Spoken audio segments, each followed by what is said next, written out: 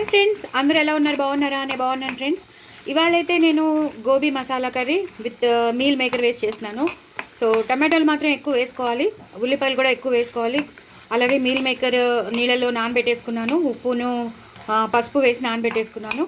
ఇప్పుడు నేను dry roast చేసేస్తున్నాను. నువ్వులు, పల్లీలు, గసగసాలు, అలాగే 3 ఎండుమిరపకాయలు, అలాగే 5-6 లేదా 8 లవంగాలు, ఇగో ఇలా మీకు కనిపిస్తున్నాయి కదా, దాసం చెక్క, ఒక 5-6 ఇలాచి, ఇవన్నీ వేసేసి ధనియాలు కూడా వేసేసాను. అలాగే గసగసాలు, నువ్వులు, పల్లీలు, జీలకర్ర, కొన్ని మెంతులు. ఆవాలు వేయకూడదు, జస్ట్ ఇవే వేయాలి. గసగసాలు మాత్రం కంపల్సరీ వేయాలి, ఎందుకంటే మనం చేసేది మసాలా కర్రీ కాబట్టి ఆ ఫ్లేవర్ రావాలి కదా. అలానే ఎక్కువ వేసుకోవద్దు, ఒక చిన్న స్పూన్తో 1 స్పూన్ వేస్తే చాలు. పల్లీలు మాత్రం మీరు చూస్తున్నారు కదా, ఒక చిన్న కప్పుతో పల్లీలు, అలాగే నువ్వులు ఒక 3 స్పూన్స్ వేశాను. అలాగే ధనియాలు కూడా 4 స్పూన్స్ వేశాను. మిగతావన్నీ మామూలుగా మీకు ఎంత కావాలో అంత వేసేసుకోవచ్చు. దీనికి ఏం పెద్ద క్యాలిక్యులేషన్స్ అనేవి ఏమి ఉండవు. మీ కారాన్ని బట్టి మీకు రుచికి ఎంత కావాలో అంత వేసేసుకోవచ్చు. ఇవి మాత్రం డ్రై రోస్ట్ అయిపోవాలి.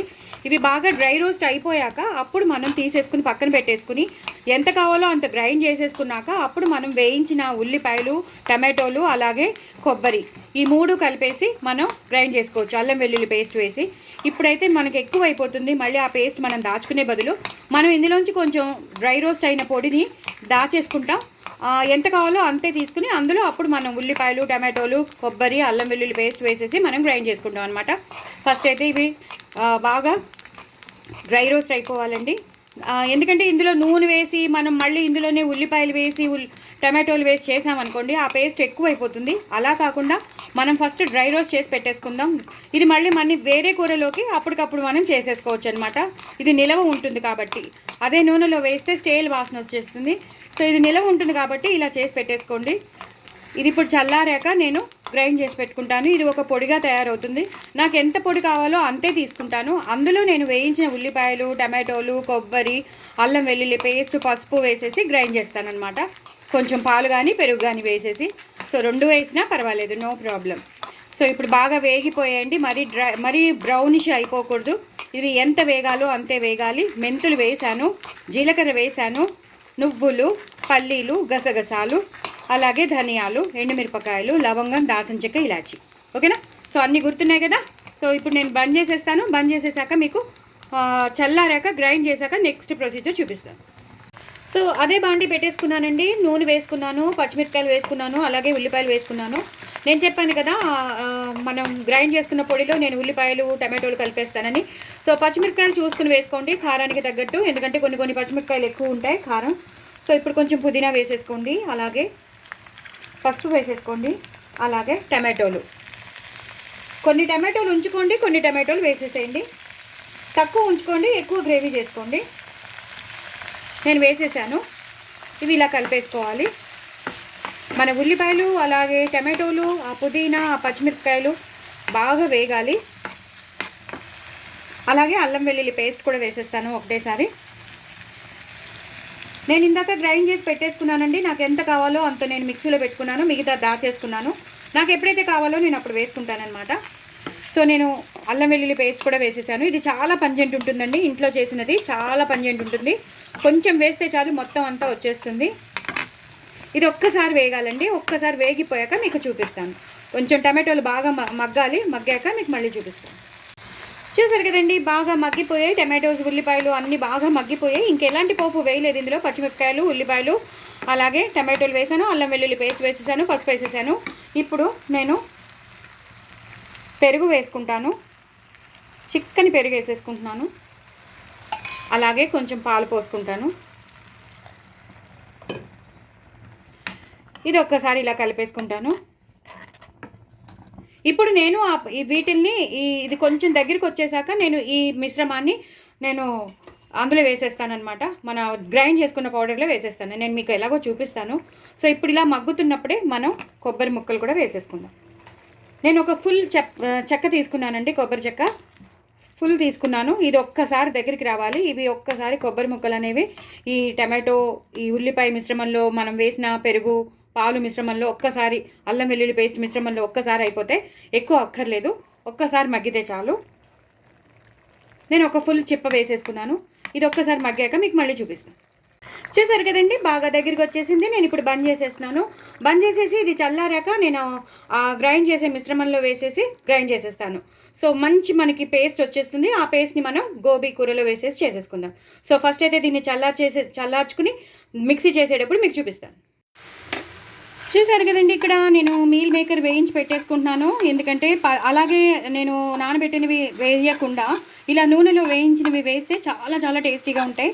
సో ఇందాక నేను పసుపు ఉప్పు వేసేసి ఉడకబెట్టలేదు, జస్ట్ నానబెట్టేసుకున్నాను మామూలు రూమ్ టెంపరేచర్ వాటర్లో. ఇప్పుడు నేను వాటిని వేయించేస్తున్నాను. నూనె తగినంత నూనె వేసేసి, ఎక్కువ అక్కర్లేదు, కొంచెం వేయించేస్తే బాగా స్క్వీజ్ చేసి వేయాలి, వాటర్ ఉండకుండా స్క్వీజ్ చేసి బాగా పిండేసి వేసేసుకోవాలి. కొంచెం పసుపు వేసి వేయించేసాను. ఇప్పుడు ఇందాక మనం గ్రైండ్ చేసి పెట్టుకున్నాం కదా, ఆ గసగసాల పొడి, నువ్వులు గసగసాలు పల్లీలు వేయించిన పొడి వేసాం కదా, ఇందాక మీకు చూపించాను కదా, అది ఇందులో వేసేసి కొంచెం ఫ్రై చేసేసుకోవాలి. సో దట్ మనం లాస్ట్లో వేస్తాము. ఈ మీల్ మేకర్ అనేది కూర అంతా అయిపోతుంది అన్నప్పుడు మనం వేస్తాం కాబట్టి టేస్టీగా ఉంటాయి. మరి అలాగ పచ్చి పచ్చిగా ఉండకుండా ఆ పసుపు వాసన కానీ అలా ఉడకబెట్టిన వాసన కాకుండా మంచి ఫ్రైడ్ మనకి మీల్ మేకర్ ఉంటుందన్నమాట. ఆ ఫ్రైడ్ మీల్ మేకర్ వేస్తే మంచి కూర కూడా చాలా టేస్టీగా ఉంటుంది. సో ఇప్పుడు బాగా వేగిపోయాయి. నేను ఇంకా వేయించక్కర్లేదు, ఎందుకంటే మంచిగా క్రిస్పీగా అయిపోయాయి. ఇంకా వేయించక్కర్లేదు. వీటిని నేను చల్లార్చేసుకుంటాను, నేను పక్కన పెట్టేసుకుంటాను. కూర అయ్యేటప్పుడు నేను వేస్తానన్నమాట. సో నెక్స్ట్ ప్రొసీజర్లోకి వెళ్ళిపోదాం. సో నేను ఇలా గ్రైండ్ చేసి పెట్టేసుకున్నానండి. నాకు ఎంత కావాలో అంత గసగసాలు నువ్వుల పల్లీల పొడి తీసేసుకున్నాను. ఇప్పుడు నేను ఇది వేసేస్తానన్నమాట.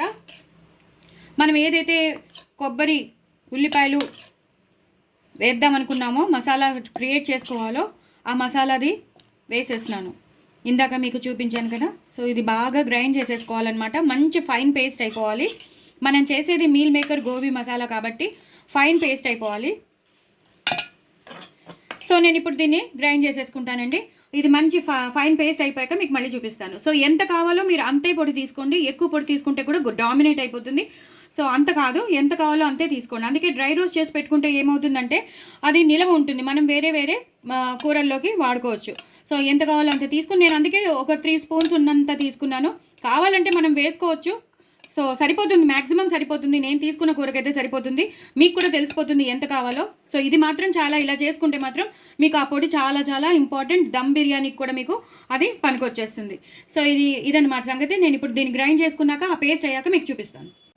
సో చూసారు కదండి, ఇలా ఫైన్ పేస్ట్ అయిపోయింది. ఇప్పుడు దీన్ని మనం కూర చేసేసుకుందాం. కూరలో వేసేసుకుని ఉల్లిపాయలు టమాటోలు వేయించేసేసి కూరలో వేసేద్దాం, ఓకేనా. సో నేను వేరే బాండి పెట్టుకున్నానండి. పెట్టుకుని జీలకర్ర పచ్చిమిరపకాయలు వేసేసాను.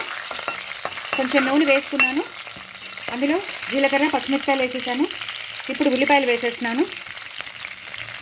ఇంకా అల్లం వెల్లుల్లి పేస్ట్ వేయవలసిన అవసరం లేదు, ఎందుకంటే మనం ఆల్రెడీ దాని మిక్స్ పేస్ట్ ఉంది కదా, మసాలా పేస్ట్, అందులో వేసేసాం. లేదండి మాకు కావాలి కొంచెం ఆ ఫ్లేవర్ లేకపోతే బాగోదండి అన్నవాళ్ళు వేసుకోవచ్చు. ఇగో ఇలా వేసుకోవచ్చు. చాలా కొంచెంగా వేసుకోవాలి, ఎక్కువ లేకపోతే డామినేట్ అయిపోతుంది. నేను చాలా కొంచెం వేస్తున్నాను. వేసేసి ఇలా కలిపేసుకోవాలి. ఇవి బాగా వేగాలి. ఇవి వేగాక మీకు మళ్ళీ చూపిస్తాను. సో ఉల్లిపాయ ముక్కలు కూడా బాగా వేగిపోయాయి కదండి. ఇప్పుడు టమాటోలు వేసేసుకుందాం. ఇందాక నేను మిక్సీలో మనం మసాలా పేస్ట్లో కొన్ని వేసుకున్నాను, కొన్ని ఉంచుకోమన్నాను కదా, ఇవి కూడా వేగిపోవాలి. కావాలంటే మనం ఒకటేసారి అన్నీ వేసేసి కూడా. బంగాళదుంపలు వేస్తున్నాను. నేను ఒక పెద్ద బంగాళదుంప తీసుకున్నాను, అది కూడా వేసేసాను. ఇలా ఒకసారి కలిపేసుకోవాలి. అలాగే కాలీఫ్లవర్, అది కూడా వేసేసాను. అది కూడా ఇలాగా కలిపేసుకోవాలి. అలాగే బఠానీలు, నేను కప్పుడు బఠానీలు తీసుకున్నాను. చాలా చాలా బాగుంటుంది కూర, మాత్రం అద్దరిపోతుంది. సో కప్పుడు బఠానీలు వేసేసాను. వీటిని ఇప్పుడు ఇలాగా కలిపేసుకోవాలి. ఇవి ఒక్కసారి నూనెలో మగ్గాలి, అప్పుడే వాటర్ పోయకూడదు. ఇవి ఒక్కసారి నూనెలో బాగా మగ్గితేనే టేస్ట్ ఉంటుంది. వెంటనే వాటర్ పోసేసారంటే కూర బాగోదు. సో ఇది మూత పెట్టేసుకోవచ్చండి. సో మూత పెట్టేసుకుందాం. మూత పెట్టేసుకున్నాక బాగా మగ్గాక మీకు మళ్ళీ చూపిస్తాను. చూసారు కదండి, ఇలాగా వేయించేసుకున్నాను. చక్కగా మగ్గిపోయాయి. 50 to 60% బాగానే వేగిపోయాయి. ఇప్పుడు మనం ఏదైతే పేస్ట్ చేసి పెట్టుకున్నామో ఆ పేస్ట్ వేసేసుకుందాం. మనం ఎక్స్క్లూజివ్లీ దీనికోసం చేసుకున్నాం కాబట్టి మొత్తం వేసేసుకోవాలి. వేసేసుకుని ఇలా కలిపేసుకోవాలండి. మీడియంలో పెట్టుకోండి లేదా సిమ్లో పెట్టుకోండి. నేను మొత్తం వేసేస్తున్నాను. ఎంత పేస్ట్ అయితే చేశానో అంత పేస్ట్ వేసేసాను. అలాగే ఏదైతే వాటర్ మనం మిక్సీ చేసి పెట్టుకుంటానో ఆ వాటర్ కూడా వేసేస్తున్నాను. ఇప్పుడు ఈ వాటర్లో బాగా మగ్గాలన్నమాట. మనం ఇంకా సాల్ట్ కూడా వేసేయచ్చు. దీనికి తగినంత సాల్ట్ వేసేస్తాను. ఈ కూరకి ఎంత పడుతుందో అంత సాల్ట్ వేసేసాను. అలాగే కారం కూడా వేసేసాను. ఎక్కువ అక్కర్లేదండి, ఎందుకంటే మనం మసాలా పేస్ట్లో కూడా పచ్చిమిరపకాయలు వేసాం, ఇందులో కూడా వేసాం కాబట్టి. ఇప్పుడు ఇది బాగా దగ్గరికి వచ్చేస్తుంది. ఇది బాగా ఇప్పుడు ఈ వెజిటబుల్స్తో ఈ మసాలా బాగా పేస్ట్ బాగా మగ్గుతుంది. సో మొత్తం అంతా కూర అంతా మంచి వాసన వస్తుంది, మంచి ఫ్లేవర్డ్ కర్రీ అయిపోతుంది. సో దీన్ని మగ్గనిద్దామండి. బాగా మరిగిపోతుంది కూరంతా. దీని పేస్ట్ ఈ ఫ్లేవర్స్ అన్నీ ఆ కూరలకు పట్టేస్తాయి.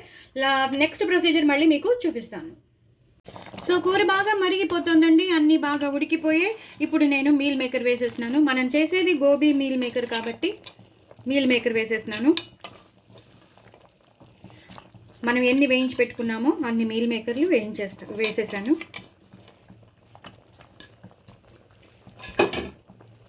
వీటిని ఇలా కలిపేసుకోవాలండి. ఇవి ఇంకా మా అవ్వాలని రూల్ లేదు, ఎందుకంటే బాగా మంచిగా వేగిపోయాయి కాబట్టి. అది ఆల్రెడీ వేడిగా ఉంది కాబట్టి తొందరగానే అయిపోతుంది.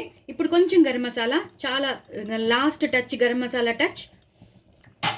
అలాగే కొంచెం షుగర్ వేయకపోతే బాగోదు, కొంచెం షుగర్ కంపల్సరీ వేసుకోండి. అలాగే కొత్తిమీర, పుదీనా వేసేసుకుని ఇలా కలిపేసుకోండి. అయిపోయింది. కూర చాలా చాలా టేస్టీగా ఉంటుంది. ఎంత టేస్టీగా ఉంటుందో చెప్పలేను. చపాతీలోకి బాగుంటుంది, పూరీలోకి బాగుంటుంది, నాన్స్ అన్నీ మన రోటీస్ అన్నిటికీ బాగుంటుంది. అలాగే రైస్ ఐటమ్స్కి కూడా బాగుంటుంది. మనం బిర్యానీ కానీ ఫ్రైడ్ రైస్ కానీ ఏవైతే చేసుకుంటామో అలాగే మామూలు మన వైట్ రైస్కి కూడా చాలా బాగుంటుంది.